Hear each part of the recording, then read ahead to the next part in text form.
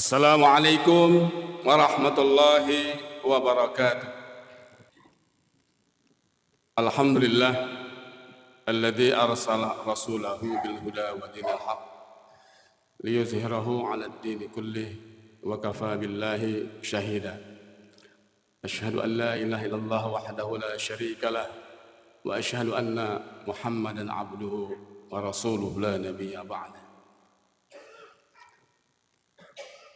أما بعد فقد قال الله تعالى في القرآن الكريم أعوذ بالله من الشيطان الرجيم بسم الله الرحمن الرحيم إن الله يأمر أن تؤدوا الأمانات إلى أهلها وإذا حكمتم بين الناس فاحكم بالعدل إن الله نعم ما يعظكم به.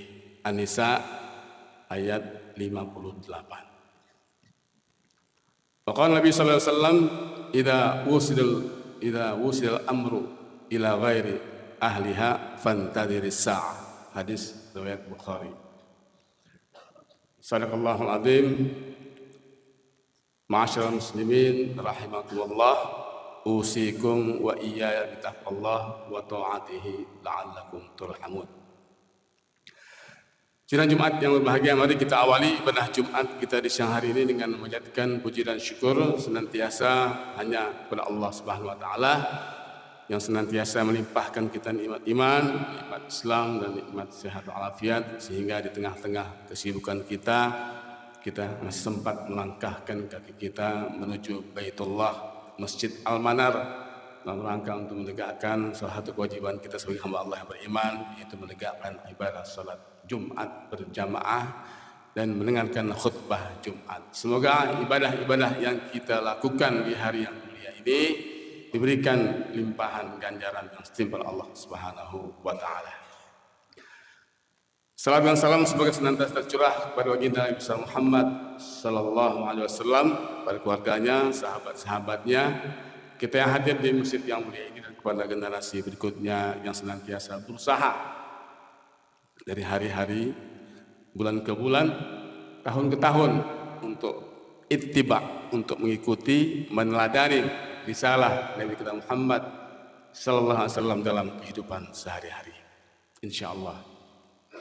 Di dalam Jumat yang berbahagia, khatib berwasiat kepada diri khatib, kepada kita yang hadir, mari senantiasa kita memelihara iman dan takwa kepada Allah Subhanahu wa taala, karena dengan bekal iman dan takwa itulah yang bisa mengantarkan kita kepada kehidupan yang bahagia dunia dan akhirat. Khatib dalam kesempatan khutbah Jumat yang sekian ini izinkanlah membawakan tema tentang serahkan urusan kepemimpinan kepada ahlinya. Islam sebagai agama yang sempurna itu mengatur seluruh aspek kehidupan, baik kehidupan rumah tangga, kehidupan sosial, menyangkut hukum, menyangkut ekonomi, menyangkut kesehatan, pendidikan, bahkan menyangkut kehidupan politik. Islam mengatur atau memberikan petunjuk-petunjuknya yang termaktub di dalam Al-Quran maupun hadis-hadis Rasulullah SAW. Bahkan pendapat para sahabat, para tabi'in, ulama, baik yang lalu maupun yang mutakhirin. Nah, salah satu aspek politik yang hadir dalam kehidupan bangsa kita pada tahun ini adalah kita akan menghadapi Pilpres, pemilihan presiden yang berlangsung 5 tahun sekali. Sebuah proses politik yang sudah disepakati oleh bangsa kita dan kita lalui dengan rasa gembira, rasa senang, rasa sebagai sebuah pesta politik. Tidak boleh ada beban atau tidak boleh ada intimidasi atau rekayasa menyangkut bagaimana proses Pilpres ini dilakukan. Kita berharap Pilpres ini bisa dilakukan dengan jujur, adil, dan luber, langsung, umum, bebas, dan rahasia. Sehingga nanti siapapun yang tanggal 14 Februari diumumkan menjadi pemenang, itu akan menjadi pemenang bagi kita semua, bagi bangsa Indonesia. Kita bertaruh dengan pemimpin yang akan lahir pada tanggal 14 Februari yang akan datang. Karena bangsa kita di tengah-tengah kemajuan yang telah kita miliki juga banyak kekurangan. Masih banyak aspek-aspek kekurangan yang masih tertinggal. Yang paling pokok adalah soal ketimpangan sosial dan ketimpangan ekonomi. Ini masalah yang berat. Kalau tidak diselesaikan, bukan tidak mungkin akan menjadi konflik sosial. Konflik sosial yang tidak tertangani akan menjadikan ledakan sosial dan seterusnya. Islam memandang penting bagaimana kita memilih pemimpin. Oleh kita itu jangan salah dalam memilih pemimpin. Pemimpin itu ya bisa dari mulai RT, RW, lurah, camat, wali kota, atau bupati, gubernur, bahkan pemimpin tertinggi atau kepala negara, presiden. Tidak boleh kita salah dalam memilih pemimpin. Mari kita ikuti petunjuk agama ketika kita memilih pemimpin. Al-Quran dalam surat An-Nisa ayat 58 berfirman, ya innallaha an tu'adul amanati ila ahliha. Sesungguhnya Allah memerintahkan kepada kalian untuk memilih orang atau amanah kepada orang yang berhak menerimanya, ila ahliha. Wa idza hakamtum bainan nas, apabila kalian tetapkan hukum, maka tetapkanlah dengan adil. Innallaha ni'ma ya'izukum bih. Sesungguhnya Tuhan senantiasa memberikan pengajaran yang terbaik kepada kalian.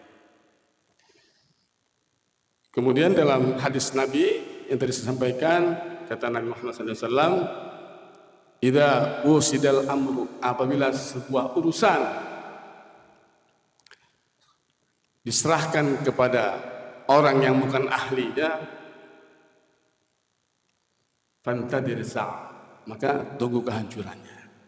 Jadi kata ahli di sini menurut Ibnu Taimiyah, beliau mengatakan apabila kita memilih pemimpin dari sekian pemimpin yang disajikan, kita tahu ada pemimpin yang lebih baik, yang lebih amanah, yang lebih terpercaya, yang lebih punya kemampuan, tapi kita nggak milih, itu namanya kita telah berkhianat. Itu dalam pandangan agama kita. Jadi kalau kita sudah menetapkan pilihan dan kita meyakini itu yang terbaik, kita harus pilih. Tidak boleh kita kalah atau diiming-imingi dengan uang atau money politik, dan itu tidak boleh. Itu nanti kita dicap sebagai khianat. Nah, kemudian ayat ini berkenaan dengan peristiwa pada zaman Nabi kita Muhammad SAW tentang Ka'bah. Ka'bah itu ada pemegang kuncinya. Jadi barang siapa yang diserahkan kunci Ka'bah oleh para pemuka-pemuka atau kabilah-kabilah yang ada di kota Mekah, berarti dia telah memiliki kunci kekuasaan atau memiliki akses politik. Maka pada zaman tersebut orang berebut ingin memegang kunci Ka'bah. Maka kata dalam pandangan itulah Nabi Allah menyatakan bahwa serahkanlah kunci itu kepada orang yang berhak menerimanya. Oleh karena itu dalam kaitan memilih kepemimpinan ini, tentu kita bisa melihat lewat media sosial, media digital, media TV dan seterusnya. Mana pemimpin yang layak untuk kita pilih, yang memiliki kapasitas baik secara intelektual, kemudian akademisinya, pengalamannya, track recordnya bisa kita baca. Bisa kita baca. Jadi kapasitas ini penting untuk memilih pemimpin, karena ini kita memimpin kepala negara, termasuk kemampuan dalam bidang-bidang tertentu, misalnya diplomasi internasional. Jangan sampai kepala negara itu nggak bisa berbahasa Inggris atau bahasa Arab, sehingga kelihatan sekali kita tidak punya wibawa di mata tingkat internasional. Itu sudah wajar kalau sekian juta bangsa kita ini harus memimpin yang memiliki kemampuan diplomasi internasional. Oleh karena itu, dalam sebuah kisah Nabi Syuaib, pada waktu itu Nabi Syuaib diminta untuk menjadi pekerja, mencari pekerja. Dan kedua anak perempuannya mengatakan, mari kita mencari pekerja untuk dipekerjakan dalam keluarga tersebut. Qalat ihdahuma, berkata salah satu dari kedua anak perempuan Nabi Syuaib, anak kedua perempuan tersebut, inna khairal man istajarta, sesungguhnya orang yang paling baik yang kita cari al-qawiyyu al-amin, itu orang yang kuat dan terpercaya. Jadi kata-kata al-qawiyyu al-amin, memiliki kekuatan dan al-amin, amanah, percaya. Jadi salah satu aspek dalam memilih pemimpin itu harus kita lihat kekuatannya. Maksudnya kuat fisiknya, kuat mentalnya, kuat intelektualnya, kuat pengalamannya, kemampuannya, kedekatan dengan rakyat. Jadi banyak yang bisa kita terjemahkan dengan al-qawiyyu al-amin. Jadi salah satu aspek fundamental dalam memilih pemimpin adalah al-amin, yang terpercaya. Kalau kita nggak percaya, jangan kita pilih. Pilihlah yang kita percaya bahwa dia akan bisa mengantarkan atau menjadi negara yang lebih baik. Karena kita ingin negara kita ini menjadi negara baldatun thayyibatun rabbun. Kemudian dalam kisah Nabi Yusuf juga diketengahkan. Qala maliku tuni wa qala maliku tuni, dan raja berkata kepada Yusuf, bawalah Yusuf padaku, astahlisuhu li nafsi, biarkan Yusuf dekat denganku. Falamma kalamahu, dan tatkala raja telah berkata atau bercakap kepada Yusuf, qala innal yauma, pada hari ini kamu Yusuf, ladaina makinun amin, kamu saya angkat menjadi orang yang memiliki kedudukan yang tinggi, makin al-amin, yang terpercaya. Jadi Yusuf diangkat juga karena memiliki kemampuan dan kepercayaan. Yusuf berkata, kalau ja'alni ala khazanil ard inni hafizun alim. Nabi Yusuf mengatakan, percayakanlah padaku, angkatlah aku sebagai bendaharawan negara Mesir. Inni hafizun alim, sungguhnya aku ini orang yang terpelihara atau mampu memelihara, hafizun alim, dan memiliki pengetahuan. Jadi bukan hanya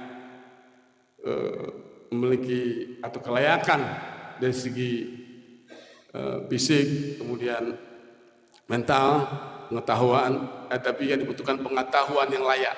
Jadi namanya presiden atau kepala negara itu dipersyaratkan memiliki pengetahuan yang layak, yang mumpuni. Jangan dicalonkan pemimpin yang belum saatnya atau belum layak dari sisi mental, dari sisi pengetahuan. Karena kita bertaruh ini negara dengan 270 penduduk. Oleh karena itu, dalam kaitan ini sesuai dengan petunjuk Allah dan Rasul, mari kita siapkan diri kita untuk terus belajar bagaimana kita bisa atau pandai atau cerdas di dalam memilih pemimpin, baik pemimpin di rumah tangga, memimpin di tingkat RT, RW, lurah, kemudian di jabatan-jabatan lain, supaya kita tidak salah dalam memimpin. Apalagi kepala negara, itu berlangsung 5 tahun sekali. Kalau kita salah dalam memilih kepala negara, maka kita akan rugi selama 5 tahun sampai pemilu berikutnya. Insya Allah umat Islam Indonesia bisa memilih pimpinan terbaik dalam pemilu yang akan datang, sehingga negara kita bisa menjadi negara yang baldatun thayyibatun rabbun ghafur, atau dalam bahasa kita itu negara adil dan makmur. Semoga Allah memberikan kekuatan kepada kita semua, dengan petunjuk, kekuatan, lahir batin untuk memilih pemimpin yang terbaik. Barakallahu li wa lakum fil Qur'anil Hakim, wa nafa'ani wa iyyakum bima fihi minal ayati wa dzikril hakim, wa taqabbala minna wa minkum tilawatahu innahu was-sami'ul 'alim.